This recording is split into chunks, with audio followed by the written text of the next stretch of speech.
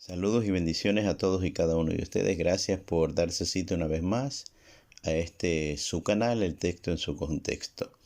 Hoy pues con el ánimo de querer compartir una nueva enseñanza titulada ¿Quién incitó al rey David a censar al pueblo? ¿Fue Dios o Satanás? Tenemos dos textos a la vista. Uno se encuentra en 2 Samuel capítulo 24 versículo 1, el cual dice: volvió a encenderse la ira de Yahweh contra los israelitas. Y lo que manifiesta este texto es que dice: e incitó a David, atención, dice, e incitó a David contra ellos, diciéndole: ve, haz un censo de Israel y de Judá. Ese es el primer texto que hace énfasis que fue Yahweh que incitó a David a hacer un censo de Israel y de Judá. Y el texto en contradicción, el texto número 2, se encuentra en 2 de Crónicas, capítulo 21, versículo 1. Dice esta escritura: pero Satanás se levantó contra Israel e incitó a David a que hiciese un censo de Israel. Entonces, una vez ya puesto sobre la mesa o sobre la pantalla estos dos versículos, vemos que existe una contradicción entre 2 de Samuel y 2 de Crónicas. Samuel manifiesta que fue Yahweh que incitó a David a hacer el censo, mientras el autor de Crónicas señala que fue Satanás el que incitó a David a hacer ese censo a Israel. Lo primero que debemos entender es cuáles son las implicaciones de este censo, porque usted podría preguntar, bueno, ¿cuál sería el problema en hacer un censo? Un censo no me parece que sea un gran problema, porque consiste en medir a través de una encuesta el número de personas que habitan una región, una ciudad, un país o una nación. O sea, no se le ve nada de malo en primera instancia, o cuál fue el aspecto que estaba dentro de este censo para que se sintiera como un pecado de David. Entonces nosotros vamos a revisar cuál es el problema de este censo. Recordemos que un censo en ese tiempo no era lo mismo que un censo ahora en el siglo XXI. Vamos a observar Éxodo capítulo 30, versículo de 12 al 15. Y ahí vamos a encontrar las referencias a las implicaciones del censo. Dice la escritura: cuando tomes el número de los hijos de Israel, ojo que ahí está el censo, dice: conforme a la cuenta de ellos, cada uno de ellos dará. Mire esto, dice: dará a Yahweh el rescate de su persona cuando los cuentes, para que no haya en ellos, mire, mortandad cuando los hayas contado. La pregunta es, ¿qué es lo que ellos le darían a Yahweh para el rescate de su persona? Miremos el 13. Esto dará, aquí viene, esto dará todo aquel que sea contado, medio ciclo conforme al ciclo del santuario. El ciclo es de 20 geras. La mitad de un ciclo será la ofrenda a Yahweh. Entonces, ya aquí queda claro que lo que los hombres sensatos darían a Yahweh por rescate de su persona era una ofrenda. Y esta ofrenda, ¿verdad?, ¿en qué consistía? Consistía en la mitad de un ciclo. Entonces hasta ahí estamos claros. Esa era la ofrenda a Yahweh, la mitad de un ciclo. Entonces el versículo 14 dice: todo el que sea contado de 20 años arriba dará la ofrenda. O sea, menores que esa edad no la daban, sino de 20 años para arriba. ¿Por qué razón? Porque estos hombres que eran censados también a partir de la edad de 20 años estaban a disposición para ser tomados y reclutados para la guerra. Eso lo iremos aclarando con otros textos venideros. Versículo 15 dice: ni el rico aumentará, ni el pobre disminuirá del medio ciclo. O sea, era un valor general para todos, para ricos, como para personas que eran de bajos recursos, porque estaba al alcance, había la posibilidad de hacerlo. Entonces, la escritura de Éxodo dice: cuando dieren la ofrenda a Yahweh para hacer expiación por vuestras personas.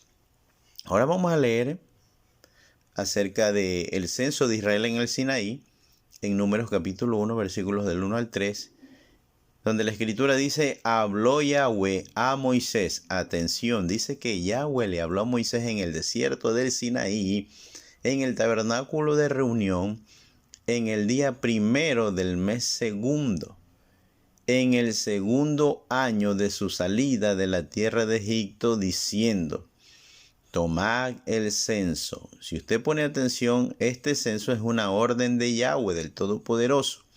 Y le dice a Moisés: tomad el censo de toda la congregación de los hijos de Israel por sus familias, por las casas de sus padres, con la cuenta de los nombres, todos los varones por sus cabezas, de 20 años arriba, todos los que puedan salir a la guerra en Israel. Yo les dije que este asunto de la edad de 20 años, ¿verdad? Que los que estaban listos para poder pagar medio ciclo, ¿verdad? Como ofrenda destinada a Yahweh, estos de 20 años también tenían el énfasis de poder ser reclutados para la guerra contra los enemigos del Señor y del pueblo de Israel. Entonces dice que de 20 años arriba, todos los que puedan salir a la guerra en Israel, los contaréis tú y Aarón por sus ejércitos. Entonces ahora ya tenemos un poco más de claridad con respecto a este asunto del censo. Tenemos algunos detalles para la comprensión. En el pensamiento hebreo de esos tiempos, en el pensamiento de esta cultura antigua, un hombre solo tenía derecho a contar o a hacer un censo sobre lo que le pertenecía, sobre lo que él poseía. No podía hacer un censo sobre cosas que no le pertenecían. En el caso del rey David, el rey David conocía muy bien todos estos textos y estos procedimientos que nosotros habíamos leído. ¿Por qué? Porque David era un judío perteneciente a la tribu de Judá y él conocía muy bien estos mandamientos. Sin embargo, debemos entender que Israel no le pertenecía a David y David estaba consciente, pero a pesar de eso, él decidió hacer un censo. Pero ¿quién era el que estaba apto para ordenar un censo? No era David. Si Dios se lo ordenaba estaba bien, pero Dios no le ordenó hacer un censo. Entonces entendemos que solo Yahweh tenía el derecho a ordenar un censo, ¿verdad? Y exigir esa ofrenda que estaba estipulada de medio ciclo a partir de los varones de 20 años en adelante. Y ese era el precio que debían dar de ofrenda tanto ricos como las personas de bajos recursos. Y si David lo hacía, solo debía hacerlo por orden de Dios y recibiendo el rescate por la expiación de los censados. Entonces David se valió de Joab, comandante y general de su ejército y de los príncipes del pueblo, para que ellos procuren hacer este censo. Sin embargo, él fue advertido por Joab que cuál era la razón por la cual él procuraba hacer esto y que esto traería un pecado sobre Israel. Pero sin embargo, las palabras de David convencieron a Joab y a los príncipes para que esa palabra que David dio de hacer el censo prevaleciera. Esto nos da la perspectiva y claridad que muchas veces los hombres de Dios, cuando quieren lograr un objetivo personal, porque son humanos, porque se erra en el proceso, a veces tratamos de pasar por alto las palabras del Señor para hacer nuestra propia voluntad. Y es ahí donde vienen los problemas que traen serias consecuencias. Entonces recordemos los textos antes que habíamos leído. Este censo era realizado por David y no era una orden directa de Yahweh. Entonces, como era un censo que David mismo se inventó para medir su poderío militar, este censo no iba a recoger ninguna ofrenda por rescate. Entonces, recordemos que cuando habíamos leído Éxodo 30 del 12 al 15, específicamente en el versículo 12, cuando dice, cuando tomes el número de los hijos de Israel conforme a la cuenta de ellos, cada uno dará a Yahweh el rescate de su persona. Cuando los cuentes, dice, para que no haya en ellos mortandad cuando los hayas contado. Cuando usted lee la historia, se da cuenta que comienza a haber una terrible mortandad como consecuencia de que ese censo no era un censo ordenado por el Todopoderoso, sino que estaba satisfaciendo las necesidades personales del rey David, porque él creía que el poderío, ¿verdad? O la influencia que él tenía en las naciones, ¿verdad? Porque David había conquistado muchas naciones en la antigüedad. Entonces, que todos los triunfos militares que él había tenido era por su gran ejército que contenía más de 1 millón de soldados. En otras palabras, David tenía el ejército más grande del mundo antiguo, pero sin embargo sus victorias no se debían al poderío militar que él tenía, sino era porque el Dios Todopoderoso estaba con él. Porque Dios en la antigüedad, incluso más antiguamente que el rey David, había vencido de una manera sorprendente, incluso hasta con pocos hombres. Recordemos, por ejemplo, la historia de Gedeón. Gedeón estaba luchando contra los madianitas y el ejército a vencer no eran de 3,000, sino de 135,000 soldados. Entonces entenderá usted que con tan pocos hombres, el Eterno, el Dios Todopoderoso, se valía para destruir ejércitos inmensos comparado en el número de soldados del pueblo de Israel. Entonces ese fue el pecado de David, el pecado del orgullo. Y eso trajo graves consecuencias. Entonces el ángel del Señor comenzó a traer mortandad entre el pueblo. Y por eso es que más adelante David dice que él es el que ha pecado y no la gente. Entonces, nuestra pregunta a resolver en todo este trasfondo histórico es: ¿quién incitó realmente al rey David a pecar censando al pueblo? ¿Fue Yahweh o fue Satanás?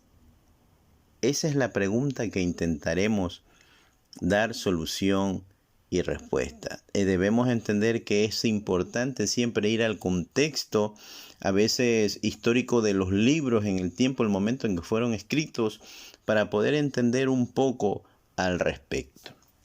Si hablamos del libro de Samuel, el libro de Samuel fue escrito en el año 630 antes de Cristo. En otras palabras, este libro se escribió antes del cautiverio. Y cuando digo el libro de Samuel, es porque en el Antiguo Testamento hebreo comúnmente hay un solo libro de Samuel. Cuando este libro fue traducido, recordemos que el Antiguo Testamento fue traducido del hebreo, fue traducido al griego. Entonces, para ese momento, el libro de Samuel fue dividido en dos, en primera y segunda de Samuel.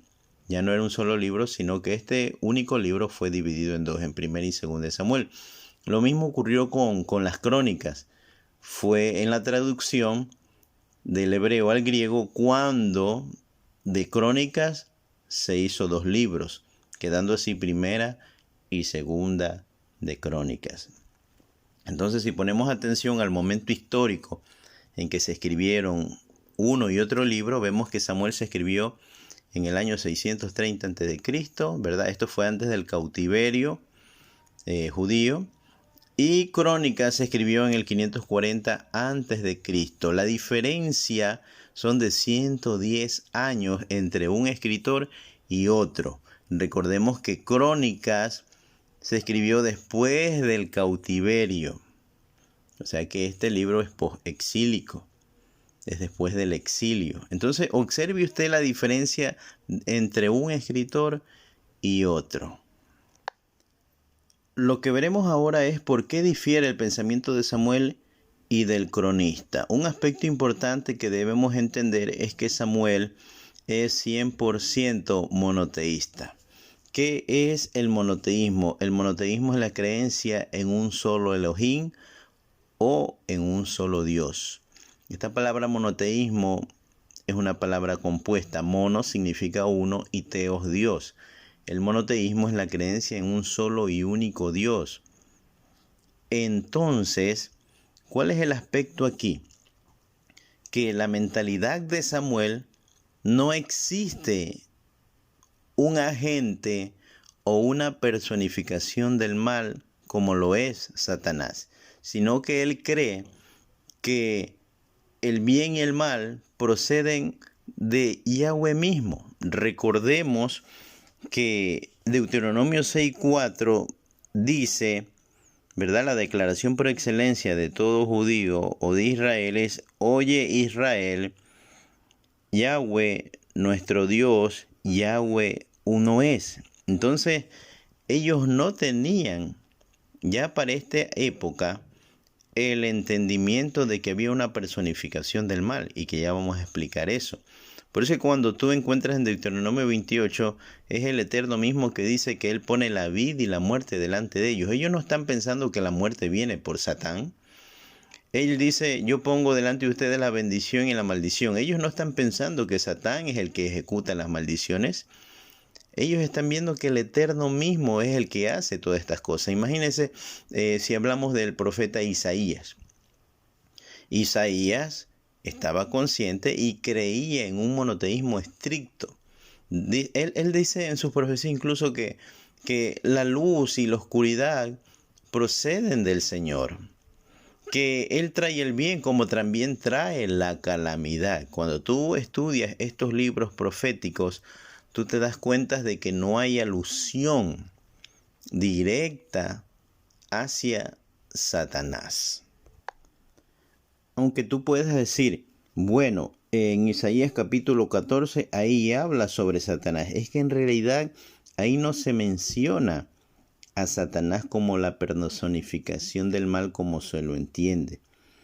Porque en el versículo 4 de este capítulo 14 lo que menciona es, dice: pronunciarás este proverbio contra el rey de Babilonia y le dirás. Entonces, lo que leemos acá en el capítulo 14 de Isaías es un proverbio dirigido al rey de Babilonia. Entonces, comúnmente dice: oh, ahí está Satanás. Lo que quiero que entiendas es que ahí no habla directamente de este personaje como ahora se le conoce. Porque si tú lees, por ejemplo, Isaías capítulo 45, versículo 5, dice: yo soy Yahweh y no hay ningún otro. Entonces ahí está reflejando el pensamiento único de que no hay Dios fuera de mí, dice ahí. Yo te enseñaré aunque tú no me has conocido. Entonces ahí te refleja: yo soy Yahweh y no hay ningún otro. No hay Dios fuera de mí. Entonces el pensamiento de los profetas y escritores antes del exilio era estrictamente monoteísta. Era difícilmente para ellos creer que existía algún Dios de la oscuridad o algún Dios que esté midiendo fuerzas con Yahweh. Por eso es que tú encuentras aquí que dice que yo soy Yahweh y no hay ningún otro. No hay Dios fuera de mí. Entonces, y cuando lees el versículo 7 dice, de este capítulo 45, dice ella: yo formo la luz y creo las tinieblas, hago la paz y creo la adversidad. Mire eso. Solo yo, Yahweh, soy el que hago todo esto. Entonces, esto refleja un monoteísmo puro. Los profetas y escritores antes del exilio no creían que el mal procediera de otro agente como lo creemos hoy, que es Satanás. Ahora, cuando el pueblo judío se va al cautiverio babilónico del año 586 al 537, ellos tienen contacto con influencias religiosas de aquel tiempo, por ejemplo, como lo es el zoroastrismo, fundado por Zoroastro. Esta religión creía en el monoteísmo, o sea, en la existencia de un Dios único y todopoderoso, pero también tenían un pensamiento dualista, o sea, que había una lucha entre el bien y el mal, entre la luz y en las tinieblas, o que habían dos poderes. Y estos dos poderes, ¿verdad?, estaban en conflicto. Por eso es que afirmamos que el dualismo es la existencia de dos principios, dos poderes opuestos. Entonces, se incorpora este pensamiento y ahora el cronista, cuando hace una relectura de lo que escribió Samuel, entonces él, desde su comprensión teológica, ahora él dice que quien incitó al rey David a pecar a través de un censo hacia el pueblo, definitivamente no era Yahweh, sino que era Hasatán o Satanás.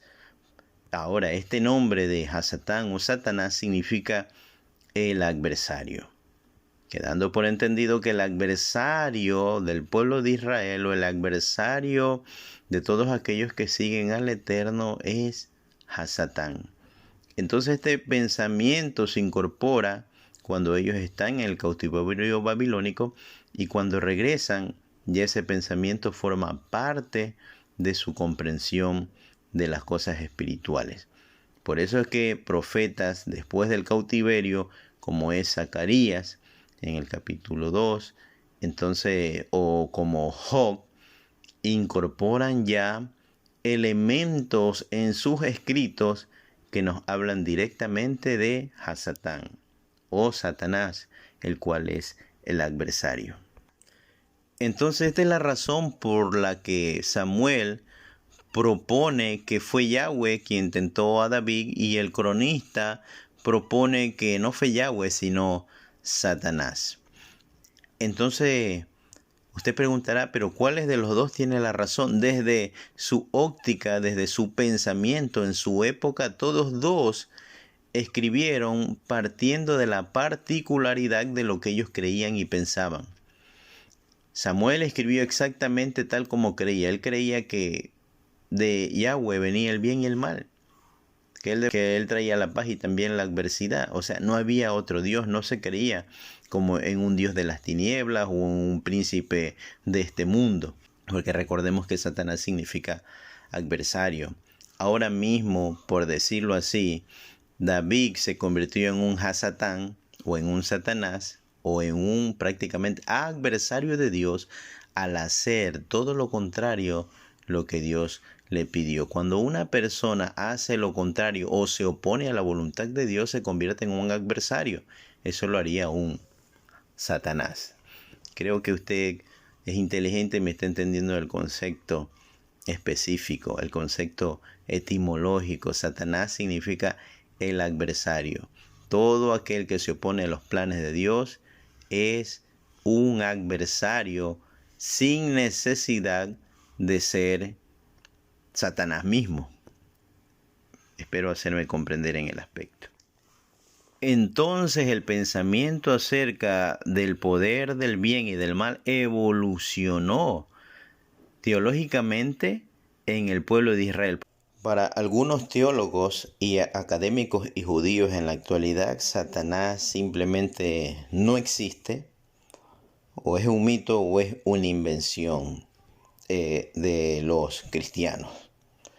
Sin embargo, cuando nosotros leemos las Sagradas Escrituras del Nuevo Testamento, Jesús no habla de Satanás como un mito, ni siquiera habla como algo que no existe. Jesús afirma que esta entidad, Satanás, que es el adversario del Todopoderoso, que también se volvió un adversario de Jesús, es una realidad latente en dimensiones de un mundo espiritual y que constantemente está tratando de volcar los propósitos, los designios de Dios para con la humanidad.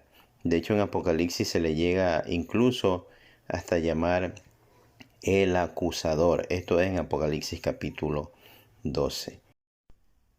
Entonces, recapitulando nuestro estudio, entendemos que, de acuerdo a la mentalidad del profeta Samuel, solamente hay un único y verdadero Dios, y ese es Yahweh. En su mente no hay otro Dios ni ningún semidios. Él es el único, y por eso es que en la mentalidad de Samuel, profeta antes de el cautiverio, se refleja este concepto y este aspecto o una comprensión de Dios totalmente distinta a después de el cautiverio babilónico. Esta es una de las razones por la cual Hogg en su libro refleja en su mentalidad una comprensión absoluta de que hay un solo y único Dios. Cuando él está padeciendo las adversidades y está siendo probado, él piensa que es Yahweh el que le dio y el que le quitó. Por eso es que cuando tú lees ese libro dice en las versiones de Reina Valera, Jehová dio, Jehová quitó, bendito sea el Señor. Porque él cree que el que da y quita es Dios. Él no está pensando en Satán.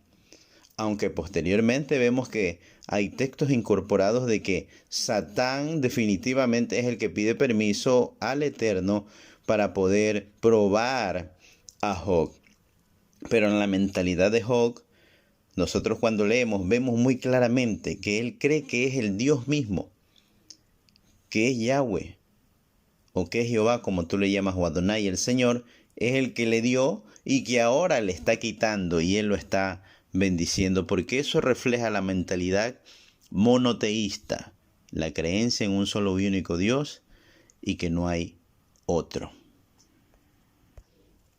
Lo que estamos enseñando ahora es cómo pensaban los antiguos antes de la comprensión de esta entidad espiritual a la cual se designa como Hasatán o en español Satanás. El pensamiento era totalmente distinto. Muchos de ustedes, si pudieran debatir con Samuel ahora mismo, ustedes le dijeran: oh Samuel, tú definitivamente estás equivocado. No fue Yahweh quien incitó a David a hacer el censo, sino fue Satanás. Y usted vería a Samuel en un error. Pero en realidad la comprensión del contexto en el texto histórico es que Samuel es estrictamente monoteísta. Hoy en la actualidad es poco complejo y complicado decir que alguien es estrictamente monoteísta. Recordemos que la Sagrada Escritura dice en Deuteronomio capítulo 6, el versículo, si bien recuerdo, es 4, dice: oye Israel, el Señor nuestro Dios uno es. Entonces, eso es un estricto monoteísmo, pero ya cuando uno incorpora elementos como que hay un Dios del bien y un Dios del mal, ya como que el estricto monoteísmo no tiene una esencia profunda en cuanto a unicidad de un solo y único Dios, sino que ya se incorpora un elemento dualista. Entonces, ese es el aspecto que nosotros debemos comprender. En el Nuevo Testamento ya encuentras textos que hablan con respecto a que Satanás es el tentador. En este caso, Samuel no lo entiende así, pero el cronista lo entiende así. Entonces, nos damos cuenta que el conocimiento acerca de Dios y su comprensión pasó por un proceso de evolución. Al igual que los israelitas pasaron por un proceso histórico de comprensión divina de que Dios era espíritu y que no debía reflejarlo con elementos físicos. Y entonces ese es el aspecto que nosotros debemos comprender muy claramente. Los profetas antes del cautiverio también entendían que el pueblo tenía una inclinación al mal y obviamente pecaban. Por eso es que los invitaban constantemente a arrepentirse, lo que llamaríamos en el Nuevo Testamento la concupiscencia, tal como lo describe el apóstol Santiago. Entonces debemos entender muy bien y claro, tanto Samuel como el cronista tienen la razón desde su perspectiva y comprensión teológica. Incluso en el pensamiento de los antiguos israelitas cabía el hecho de que ellos pensaban, ¿verdad?, que en el reino de los cielos o en el trono de Dios habían seres celestiales al servicio de Él. En este caso serían los ángeles, que ángel viene del hebreo malak, que significa un mensajero. Habían mensajeros que hacían el bien, pero para cumplir los designios y propósitos de Dios, ellos también podían, en otras palabras, ejecutar algún mal. Estoy hablando del pensamiento de los antiguos israelitas. Por ejemplo, una evidencia de ella la encontramos en 1 Reyes capítulo 22, versículos del 19 al 23, donde el profeta Micaías tiene una visión, y esta visión concierne en que el profeta ve directo al trono de Dios en los cielos, y que el eterno Yahweh consulta a quién va a inducir a Acab para que éste muera en Ramón de Galaad. Y entonces en las cortes de los cielos uno decía de una manera y otro decía de otra. Y dice la escritura en el versículo 21 que entonces se adelantó un espíritu y se puso delante del Eterno y le dijo: yo lo induciré. Y entonces el Señor le dice, preguntándole de qué manera. Y este espíritu dijo: saldré y seré un espíritu de mentira en la boca de todos sus profetas. Y el Señor le dijo: tú conseguirás inducirlo, ve pues y hazlo así. Ahora el Señor ha puesto, mira, dice que el Señor, o sea, Yahweh, el Todopoderoso, es el que ha puesto un espíritu de mentira en la boca de todos los profetas y decretado el mal en contra tuya, le dice el profeta Micaías al rey Acab. Entonces atribuye que es Yahweh mismo, que es Dios mismo, el que pone un espíritu de mentira. ¿Por qué? Porque es la mentalidad y la comprensión de los antiguos. Ahora tú sabes que en el Nuevo Testamento eso contrastaría. Porque Jesús dice que el padre de toda mentira, ¿quién es? Satanás, ¿verdad? Y entonces todo aquel que miente, tú dirás, es hijo de Satán. Porque ahora tenemos esa comprensión porque evolucionó el entendimiento acerca de estas cosas. Pero los antiguos no pensaban así. Pensaban un tanto diferente. Pensaban que de Dios venía la paz como también venía la adversidad. Que de Dios venía la vida como la muerte. Y tú te vas a encontrar con todos estos conceptos en el proceso de lectura del Antiguo Testamento, que Él trae la paz y también trae la guerra. Entonces, esa es la forma en que comprendían los antiguos al Señor. Entonces, he aquí que esta contradicción no es realmente una contradicción desde una perspectiva cuando entendemos la mentalidad de cada autor. Entonces, Samuel está evidentemente exponiendo lo que desde su mentalidad y su comprensión él entendía acerca de Dios. Y el cronista está exponiendo desde su comprensión, desde su relectura de la historia, que definitivamente era Satanás y no era Yahweh el que había incitado a David para que peque contra Israel, porque definitivamente Yahweh no podía inducir al rey David a que peque voluntariamente, sino que una entidad en lo espiritual incitó a David para que pecara directamente contra el Eterno. Entonces, esperando que este estudio dentro del contexto pudiera servir para ustedes. En realidad, los textos desde su propia mentalidad no tienen contradicción. Lo que pasa es que cada autor hace una propuesta desde su propia mentalidad. Recuerden, estamos hablando de personas antiguas que comenzaron a tener poco a poco una comprensión acerca de Dios.